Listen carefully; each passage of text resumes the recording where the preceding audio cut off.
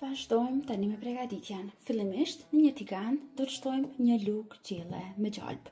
Unë në gatimet e mia preferoj që të përdor gjalp. Ju mund të përdorni margarinë ose vaj sipas shijeve të juaja.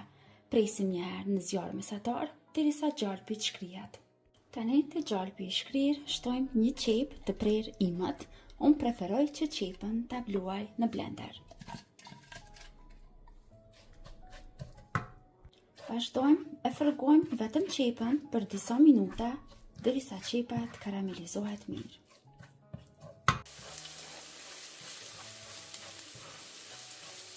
Pasi qepa fërgohet mirë, e ndalojmë zjarrin. Vazhdojmë tani që ta shtojmë orizin. Unë po përdor 160 gram oriz.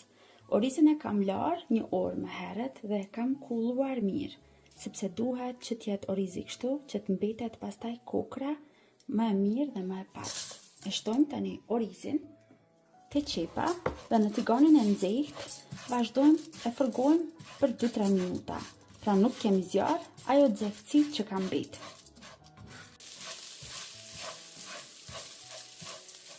Tani vazhdojmë që ta shtojmë mishin e bluar. Në total unë po shtoj 600 gram mish të bluar.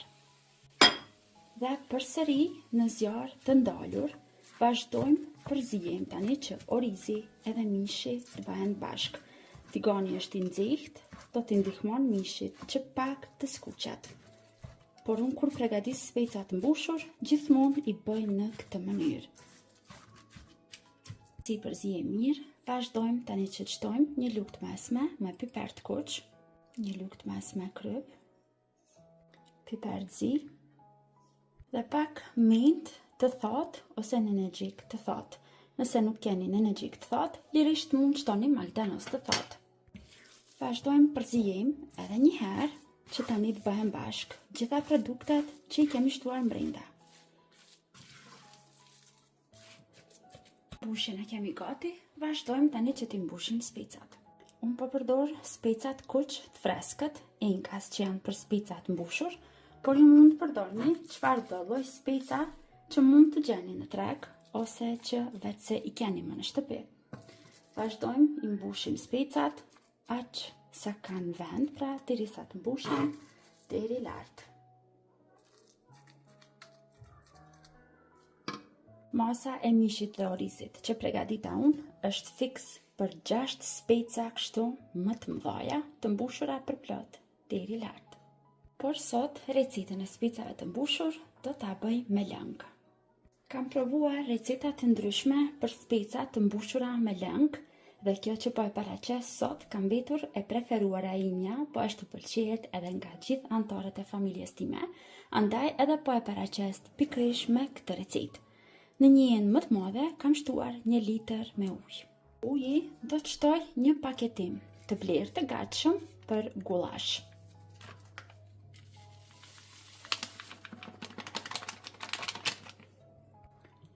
Përzijem mirë.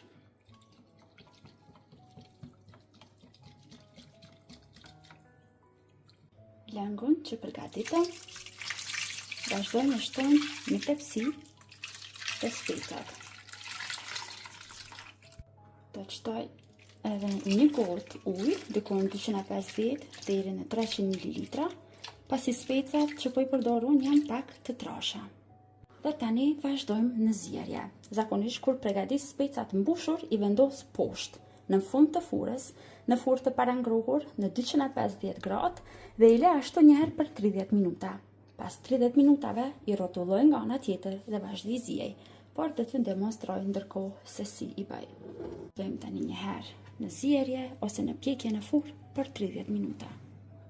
Pasi janë zier për 30 minuta, i rrotullojmë tani nga ana tjetër që të na zihen dhe të na zbuten edhe nga ana tjetër, sepse ky lloj specave janë pak më trasha dhe ju duhet kohë pak më e gjatë që të zihen dhe të zbuten.